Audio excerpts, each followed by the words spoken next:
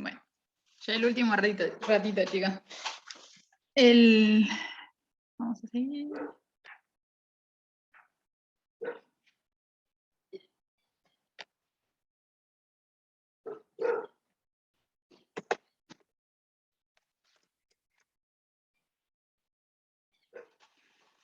Bueno, seguimos en la evaluación primaria.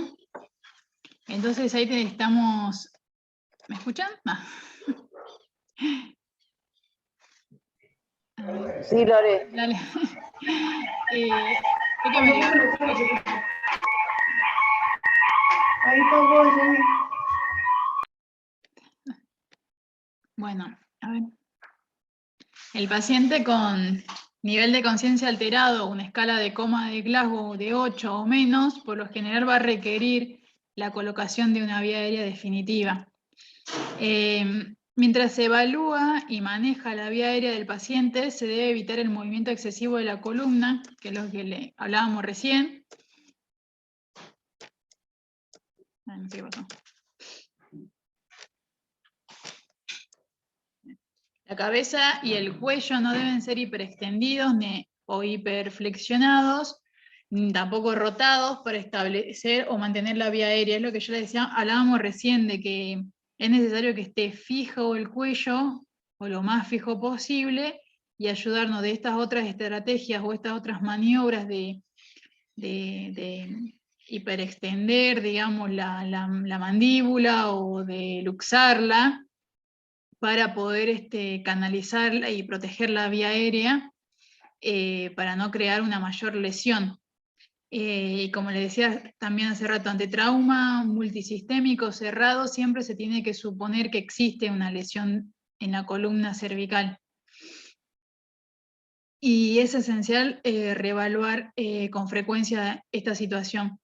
Por más que en ese momento el paciente no se esté en excitación psicomotriz, te mueva las piernas, los brazos, porque porque está en shock,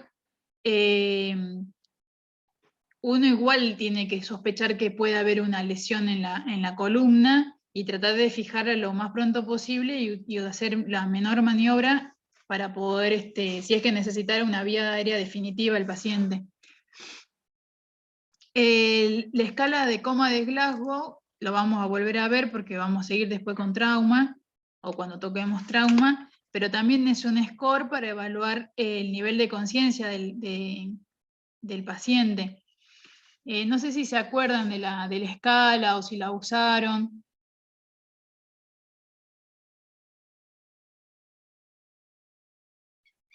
No sé si utilizaron la escala de coma de Glasgow para saber si tiene o qué áreas son las que evalúa. Lorena, ¿te puedo hacer una pregunta? Sí. No me queda bien en claro el tema de la hiperextensión del cuello, ¿en qué momentos, digamos?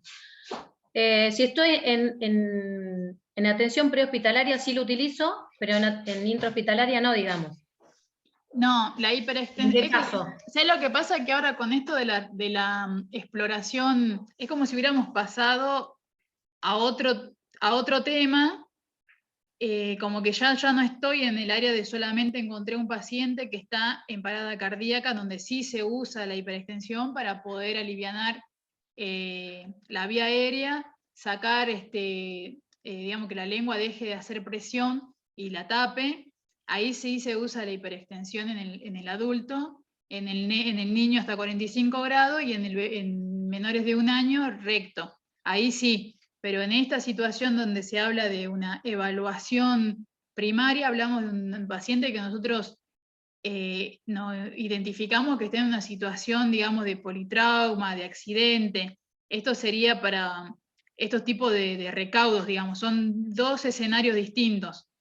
Que uno, como yo te decía hace rato, mientras más sabe qué ocurrió, más gente te diga, no, solamente se resbaló y se cayó, o lo agarramos y se cayó, que no es lo mismo que si se cayó y se golpeó contra el cordón cuneta, que se pudo haber golpeado la cervical, y bueno, hay gente que en esas situaciones muere directamente. Entonces en esas situaciones donde uno tiene que tener cuidado de mover la cabeza. que eso te digo, es muy difícil en las maniobras, ¿no? Para proteger la vía aérea es muy difícil. Es como si Y te aparte de discernir entre una cosa o la otra, ¿no? Porque vos Claro, podés por ahí en prehospitalario encontrar a un paciente que esté inconsciente sin saber que tuvo un politrauma, digamos, ¿no? claro, también. Por eso cuando vos menos sabés del paciente es como que tenés que tratarlo con el mayor cuidado e imaginándote lesiones muy graves Siempre como terminales. esta. Sí. O, por ejemplo, capaz que vos lo ves y respira bien, no tiene nada en la, ¿cómo se llama? En la boca, pero bueno, le pones el cuello y le pones una máscara, no es necesario. Viste que hay pacientes que vos te das cuenta que no es necesario intubarlo ni nada, o está cerca del hospital, entonces lo llevas al hospital donde se seguirán haciendo las maniobras que haga falta. Por ejemplo, si ahí se hace una placa de columna cervical, viste, de perfil, y se ve que está todo alineado, que no hay nada roto, bueno, sabés que no tiene una lesión de columna. O se lo pantomografía, entonces vos te quedás tranquilo. Y por ejemplo, el paciente, después que vos lo evaluaste, se deteriora aún más, podés trabajar con un poco más de soltura. Pero si al paciente desde el escenario en donde ocurrió lo tenés que ventilar porque tiene una lesión facial, ponele, y vos no sabés qué ocurrió, y el paciente te entiende, porque hay veces que no te habla, pero vos decís, apretame la mano y te lo aprieta, es porque el paciente entiende, pero bueno, está limitado en hablar porque hay pacientes que no sé acá cómo será, por ejemplo, en la parte de donde está el balneario de ustedes, acá en Azul, pero por ejemplo en Mar del Plata se van a las rocas y eso, los surfistas, y se dan contra la cara en la roca y quedan todos desfigurados y vos te da una impresión y el paciente entiende porque dentro de la cabeza no le ha ocurrido nada y entonces hay veces que cuando tiene mucha desfiguración tenés que ventilarlo al paciente y en esas situaciones vos no sabés si tiene lesión, si no, cómo lo encontraron, los salvavidas te ayudan un montón igual ahí, pero ahí entonces tenés que tener mucho cuidado del manejo de la columna, intubarlo al paciente en el escenario fuera del hospital sería, porque toda esa sangre, toda esa lesión que él tiene lo va a obstruir en algún momento. Más rápido que, digamos, en menor tiempo posible, en menor tiempo lo va a obstruir. No es que vos decís, capaz que lo obstruye mañana o pasado. Entonces siempre es ubicarse en dónde estoy, digamos, a quién estoy atendiendo. Y siempre tratar de ser siempre lo más amable posible con el otro, ¿viste? Pero sí, lo de la columna, si no tenés el collar, tenés que sujetar, tiene que haber un operador que la sujete a la columna. Y para que vos puedas hacer la maniobra de intubación, entonces se mueva lo menos posible. Y así también, bueno, tenés que hacer esta maniobra de luxar la mandíbula y después se acomoda. Pero la lesión, viste, después dejarlo cuadripléjico al paciente por una maniobra potencialmente evitable, es desagradable la sensación, ¿viste? Lorena, una consulta. En ambas situaciones que vos mencionabas recién, la maniobra sería con el mismo objetivo, ¿no es cierto? De despejar la vía aérea, ¿no es cierto? Y poder intubar en este segundo caso. En esta situación, claro. Si vos, digamos, no Bárbaro. estás preparado para intubarlo y estás cerca, podés solamente luxar y agarrás el ambú. Claro. Agarrás la mascarilla como una C, ¿viste? Como cuando empezás a oxigenar al paciente, que lo tenés que hacer como un vacío. Bueno, lo mismo, apretás bien tus manos en como un arco, ¿no? En la mandíbula, sostener el oxigenal, le puedes poner una cánula de mayo también, porque es la estrategia que tienen en ese momento y es la mejor estrategia que tienen en ese momento y está muy bien aceptada y muy bien valorada. Entonces vos usás esa estrategia y lo llevan al hospital, donde seguirán haciendo, será mayor intensa o se invadirá más al paciente. Pero eso es una forma de abrirlo y te digo, te tienen que doler las manos. Cuando haces eso lo estás haciendo bien cuando te duelen las manos. Claro. Y puede ser que haya un dispositivo como para que se pueda intubar sin sin ser una práctica, digamos, invasiva, como para que lo pueda realizar un enfermero, por ejemplo. Mira, vos lo que podés utilizar son unos que son muy parecidos al tubo orotraqueal, ¿viste? Pero que tienen que son los que se canalizan directamente acá en el esófago. No sé si, yo ahora justo no traje para mostrarle no traje esas imágenes. ¿Hablas de la máscara laringia, Doc? Claro, la máscara laringea, vos esa agarrás con los dos dedos, le abrís la boca, obviamente que no tiene que tener la cánula de mayo, y se la bajás y tenés que escuchar un clic, así como que le hace un vacío, ¿viste? Y se engancha a toda la cavidad oral, digamos, pero acá atrás. Se engancha justo ahí en la epiglotis y es una forma de oxigenar. Eso lo puede hacer alguien entrenado, lo puede hacer. Claro, buenísimo. Bueno, la intubación muchas no es que no se pueda hacer, digamos, no es que no la pueda hacer un enfermero, tiene que ser alguien entrenado porque tiene que ser lo menos lesivo posible, digamos. ¿Viste? No puedes lastimar más. Entonces, alguien que no tenga ese entrenamiento, no es recomendable, porque es muy probable que te salga mal más en esa situación. Entonces vos que estés perdiendo el tiempo intubando y le metés en el esófago o le estás lastimando cualquier parte de la cavidad, le aumenta la posibilidad de sangrado y aumenta la probabilidad de muerte. Y además que nada por eso, entonces esa estrategia que es más sencilla, que le ponés la máscara y le subís la mandíbula y lo oxigenás con una cánula de mayo hasta que llega al lugar, es muy valorable. Y es lo que tiene que hacerse, digamos. Claro, y no se pone tanto en riesgo, como decías. No, Claro. no, porque vos tratando de intubar vas a perder minutos que son Claro. que le estás quitando vida a esa persona. Ese es el punto.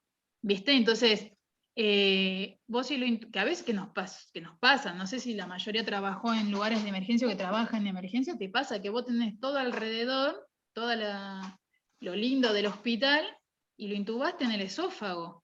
Y le cae la saturación a 50 y es una sensación, viste, terrible. Y lo tenés que volver a ventilar para recuperar y recién reintentar colocarlo en la vía aérea.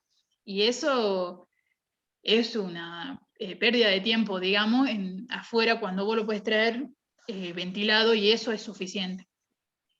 ¿Sí? Buenísimo. Que te quede eso, sí, eso sí o sí que te queda así, pero que nadie te diga que eso no está bien hecho, digamos, que eso no es suficiente, porque es suficiente. Una buena ventilación. Buenísimo. Gracias, Lorena. Ay, no. Después, ay, yo me perdí. ¿Dónde estamos? No estamos en la ventilación todavía, ¿no? Habías preguntado si sabíamos qué es lo que se evalúa con la escala de Glasgow. Ay, gracias, Claudia. y ahí, ¿qué me podrían, digamos, decir? Es para saber el nivel de conciencia que tiene el paciente. Muy bien. Y por ejemplo, ¿y qué áreas son las que uno evalúa? Por ejemplo, ¿le tengo que mirar la uña al paciente para...? La respuesta ocular. La respuesta motora. Bien, Y verbal. perfecto. Verbal. Perfecto, eso es lo que me dicen. Y como les repetí recién, si el paciente no te habla, pero te entiende, por ejemplo, vos decís, apretame la mano y lo hace, soltame la mano y lo hace, eso quiere decir que el paciente entiende. No puede hablar por X causa, pero a él le llega a la cabecita lo que nosotros necesitamos saber, que el nivel de conciencia es bueno. Después que se tenga que ventilar por una lesión facial es otra historia, ¿viste? O el ACV, como es muy buena y muy leal, digamos, la escala, uno lo extrapola a otras situaciones también, pero es de trauma nada más, en realidad. A ver.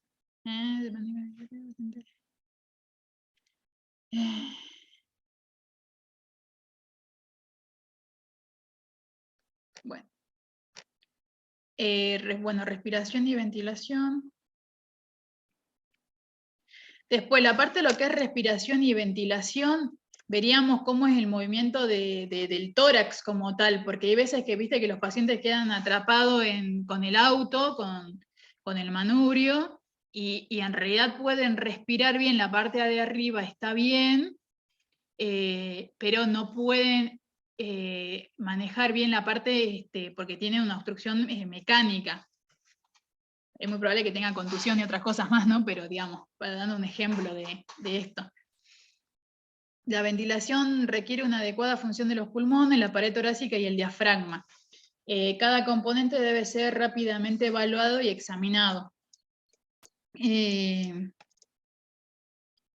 La inspección visual, palpación y auscultación, bueno, son importantes. La percusión, por ahí no se la toma tan en cuenta porque generalmente los lugares hay ruidos y no son, no es fiel, digamos, lo que uno puede percutir en esas situaciones. Las lesiones que afectan gravemente la ventilación en corto plazo incluyen el neumotórax a tensión, que eso tiene que ser diagnosticado en esta primera evaluación. Con contusión pulmonar, el hemotórax masivo o un neumotórax abierto, y deben ser identificados en esta evaluación. ¿Qué se hacen cuando...? Esto lo vamos a seguir repitiendo en todo el curso, chicos, pero ¿por qué tienen que ser diagnosticados y tiene que hacerse algún tipo de tratamiento inmediato? Primero porque comprometen la vida del paciente. A ver.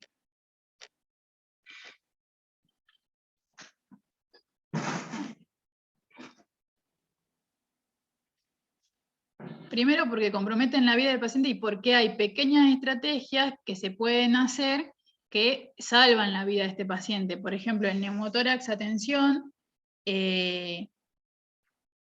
vos le ponés, viste que le ponen el Avocat en línea media clavicular y segundo espacio intercostal, eso lo conectás a un ay,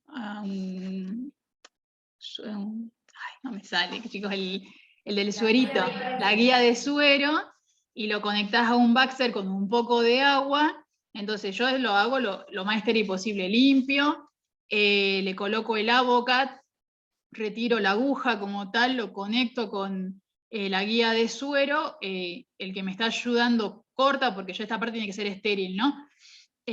Corta y lo conecta a un suerito con un poco de líquido, como si estuviéramos poniendo una campana en el neumotórax como tal. Eso nos da a nosotros 45 minutos para que se pueda realizar la colocación del tubo o el avenamiento pleural de forma tranquila, lo más limpio posible, así que y eso salva la vida, porque si vos no lo haces, se muere en el camino el paciente.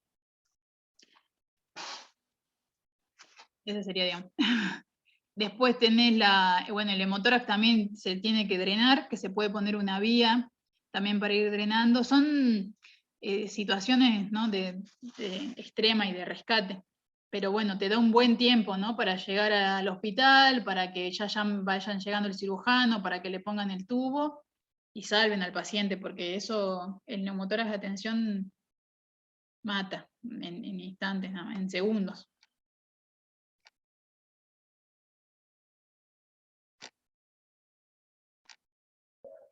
Lore, esto lo vas a pasar todo, ¿no? Sí, esto lo paso, sí. Y ahora sí le subo esta parte, le subo la clase. Claro, porque la cortó por la... A ver. Sí, Ay, no.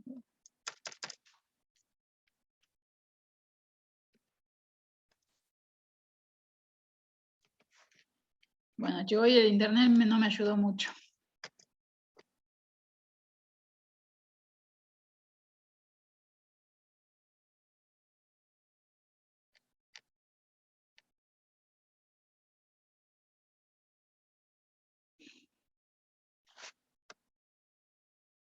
Bueno, lo que seguía en la revisión primaria es la circulación, ¿no? En la circulación uno lo que tiene que hacer es, siempre la evaluación va a ser cefalocaudal. ¿Qué quiere decir? Que de la cabeza a los pies. Cuando uno está en la parte de circulación que tiene que hacer siempre, obviamente con guantes, va tocando al paciente y se mira los guantes. Toca al paciente, se mira los guantes. Toca al paciente, se mira los... Y así buscando si hay un sitio de sangrado, porque puede ser interno o externo. El externo nosotros lo podemos ver rápidamente y darle una asistencia, y el interno, bueno, será que uno lo sospecha por la clínica del paciente, pero se tendrá que hacer ya en el hospital. Y se va revisando al paciente desde la cabeza, se ve los oídos, eso tiene que ser muy rápido. El cuello, el tórax, la pelvis, y la pelvis siempre cuando la toquen para adentro, nunca la toquen hacia afuera. ¿Y hace ruido?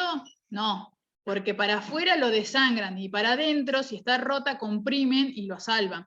Esa es la diferencia. Eso, bueno. Y después las piernas, y siempre se miran los guantes. Eso es para ver que si hay algún sangrado, que se pueda hacer algún tipo de maniobras, como un torniquete, que eso lo vamos a seguir viendo. Chicos, se acabó la clase, pero lo voy a pasar. Vamos a tener, no sé, el internet es así, de hacerle estas cosas por internet es un poco así. Pero bueno, yo les recalco, todo lo que estamos viendo ustedes lo súper saben, solamente que estamos tratando de ordenar y ser un poco más eficiente, digamos, en nuestro trabajo diario, y quedarnos con menos sensación de que podríamos haber hecho más porque hacemos todo. Nos falta esto nada más, ordenarnos, y somos un avión. Así que gracias por estar del otro lado y aguantarme que estoy con nada de eso. Y estamos todos aprendiendo, todos somos compañeros de trabajo y eso. ¿Sí? Así que bueno, chicos, hasta el otro martes. Esperemos que vaya mejor. Hasta la próxima, Gracias. gracias. Gracias. Adiós. Adiós. Chao, Chao, Lorena. Lorena, nos Chao, vemos. chicos. Chao.